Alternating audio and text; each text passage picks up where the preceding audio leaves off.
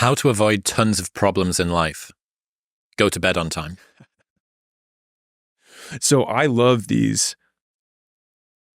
I want to find single behaviors that have many positive outcomes. So if you think about leverage as what you get for the effort you put in, if you have lots of leverage, then it means you can do one thing and get many big outcomes, right? Or one very big outcome. That's high leverage. If you put a lot of work in and get a very little bit out of it, you have low leverage.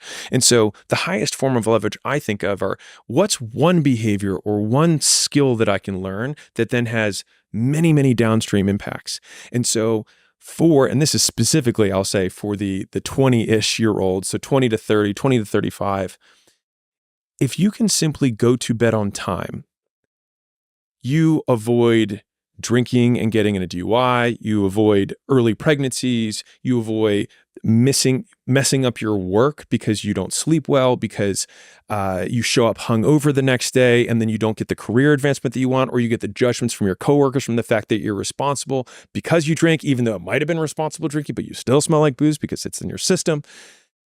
If you go to bed on time, it's less likely that you'll get mugged. It's less likely you'll be in a car accident. Like there's all of these downstream impacts from one single behavior. And you also have better quality sleep in general if you go to sleep at the same time every day over and over again. So that means that you have life extension things that happen. You look younger. And so now 5 years, 10 years later, people are like, wow, you look so good for your age. There's all of these things from one central behavior, which is just fucking go to bed on time. And so if you want the action for this, you set your alarm for when you go to bed, not for when you wake up. If you set your alarm for when you go to bed, you will always be able to wake up naturally at whatever time you wake up. And it's very difficult to oversleep when you go to bed at 9 because you can get 8 hours of sleep and still be up by 5. What are some of the other behaviors that fit in that category, do you think? Oh, the mega bang behaviors. Mm-hmm. I'll give you one that a friend gave me while you think. Yeah. Buying a dog was his. So externalizing your sense of self, having something which gives you unconditional love. Your step count has just quadrupled at least. There is a sort of degree of responsibility. It's sort of early onset furry child rearing that makes you a better parent in future, just downstream from this one decision. Essentially infinite number of good things happen. What are you grinning at me for? My team's smiling because they know that there's probably like one thing that I tell everyone not to do. Get a dog? Yeah. Wow. Why don't you want them to get a dog? So I think that getting a dog for the reasons that you outlined makes sense for living life satisfaction. Like if you don't walk, walking a dog is a good thing. If I already walk, I don't get that benefit. If I have interpersonal relationships and an outside version of awareness of self, then I don't necessarily get the benefit. But there are significant costs to having a dog, which for me, from a making money perspective, because that is the game that I like to play, it costs a lot. Dogs cost a tremendous amount. And so they cost you not being able to go to events. They cost you having to break up in the middle of the day to go home to let the dog out. They cost actual money. The amount of total time that you spend walking the dog, if you already work out, is most of the time just wasted. Now you could say, hey, I'm listening to a podcast, fine. But it will interrupt deep work for the most part. And so so to give you context on how extreme I am about this, Layla bought a dog and then I got her to give it away. What sort of dog was it? King Charles Spaniel, the little nice, strong British dog.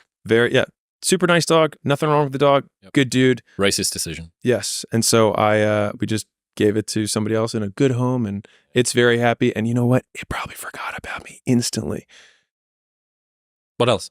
What are some of these other big bangs? I mean, there's obviously the exercise, because like if you think about what are the big things that, because the dog one was downstream from, I mean, for me, a big one there is exercise. Like if you walk one or two fitness, times a day. it's like physical and psychological health, basically. Yeah. So it has multiple there. I would say eating your body weight in grams of protein per day. So if we think about lean body mass as one of the big predictors for long-term health and things like that, there are only 3 things that are anabolic: hormones, resistance training, and protein. Like if someone doesn't eat protein and they start eating protein, they have more muscle. Like you don't have to exercise. If you just eat more protein, you gain muscle because you lose less muscle because more of it comes from your diet than eating away the muscle you have. Like that's it. Like those are the three things. And so like you can do one of them. And the nice thing is for most people who want to operationalize this, there's this big idea, and I'm not going to get into food and fitness stuff because dear God, but people think I have to eat healthy and it's this big amorphous thing. But if we chunk it down, it means that you need to pick 2 things that you like to eat in the morning that have the macros that you need to hit. And you can try as many times as you want because you only need 1 or 2 that you actually like, and then you can stick with it. This is one of the best insights that you had about diet, which is people overcomplicate trying to deconstruct what a diet consists of. But if you actually look at what you eat across a year, it's probably 5 meals on rotation, maybe less. I think I've probably got 3 good meals in my locker. You know, my Gordon Ramsay would be fucking ashamed of us coming from the same country. So, okay, we'll just optimize those 3 meals or those 5 meals. And that's it. And the thing is that a lot of personal development things, business things are a lot like that, where they feel like an elephant when you are trying to break down this mat. Like I have to learn nutrition. There's 5 meals, 10 meals max that you eat 90% of the time. You just need to shift the dynamic of those meals. Even the restaurants that you go to, even the way that you order your food in the restaurants. That's it. And so that would be one that I would say is a super high leverage. One thing you can do is just change the 3 to 5 meals that you eat most commonly to be the ones that are more aligned with what you want. And go to bed on time. I mean, shoot, if you go to bed on time and you do that, King of the world. King of the world. If you're a beginner, just figuring out how to make your first dollar, I'm a co-owner of Skool.com, Skool.com. You can start for free. It's a cool setup that we have to help people do it. And right now, 54.1% of people who start a paid community on Skool make money. So we have put a tremendous amount of effort, Sam and I, into trying to remove all barriers and all friction for people who are getting started so that they have literally no excuses. It's a way better strike rate than OnlyFans. I don't know what their strike rate is, but we've worked really hard to.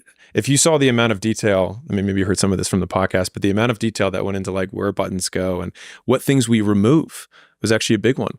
Was how can we so pare this down so that people don't get overwhelmed? Because the number one reason people cancel or decide not to do something is overwhelm.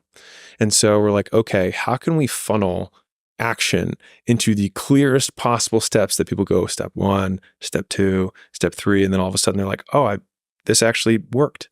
And so it's been really cool to see the thousands of people who have made their first dollar, which is what I make all my content about it to begin with. And so it's been the ride of my life. It's been awesome. Okay, I appreciate you, man.